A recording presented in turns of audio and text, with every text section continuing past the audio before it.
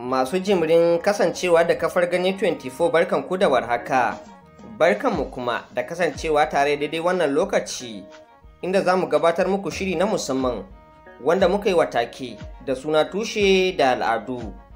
Shirin tushe da al'adu shiri ne da zai rinka zakulo muku labarai waɗanda suka shafi al'ada, tarihi, wani zubin har ma da labaran ban al'ajabi.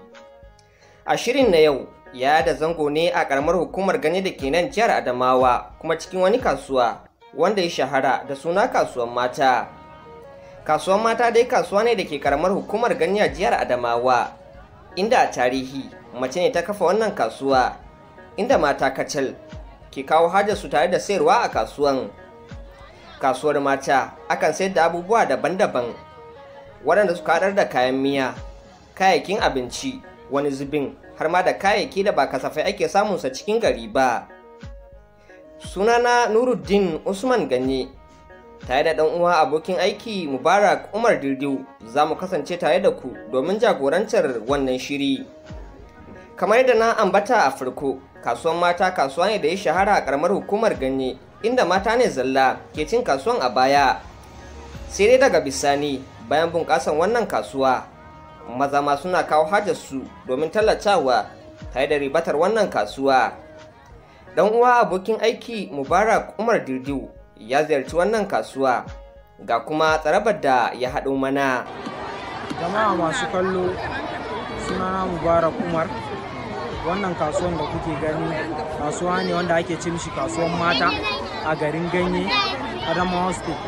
Kasuwa ne wanda mata ne suke cin shi, sannan kuma maza da suke zuwa wannan kasuwan ba su wuce kashi 6 zuwa a cikin kashi 100 ba. Sannan kuma kasuwa ne wanda ba abin da ba a samu a cikin shi.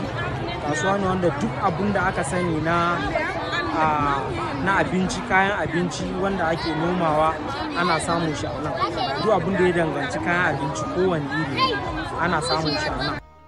Ana buɗe kasuwan ne da misalin karfe 7 na safiya zuwa yammaci ana cin kasuwan, inda wasu da ke kawo hajarsu ke saukowa daga duwatsu, wasu kuma ke saukowa daga wasu ƙauyuka da ke makwabtaka da cikin garin Ganye.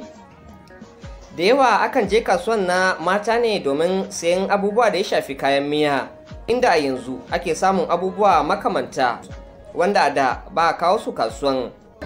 Sannan kuma kasuwa ne wanda kamar da kuke gani yana ci daga karfe 7 na safe zuwa karfe 1 na rana a garin Ganye, ranar Asabar, kowane Asabar. So muna gaya wa 'yan kasuwa maza da mata wanda suke harkan kayan abinci da sauransu, da wanda ma suke saya na gida, da su zo su auni kayan abinci a wannan kasuwan ranar Asabar take ci.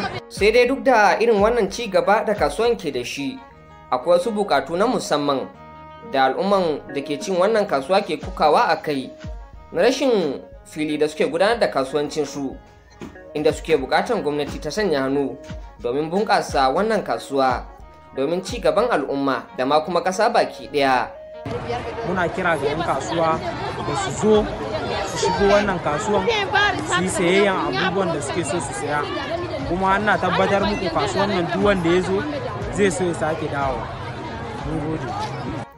To dududu a nan za mu takaita wannan shiri a madadin hukumar gudanarwa ta Ganye 24 tare da tallafin dan uwa abokin aiki Mubarak Umar Dirdiu da ya tallafa shirin ya zo gare ku. Sunana Nuruddin Usman Ganye da na kasance tare da ku nake cewa mu kasance lafiya.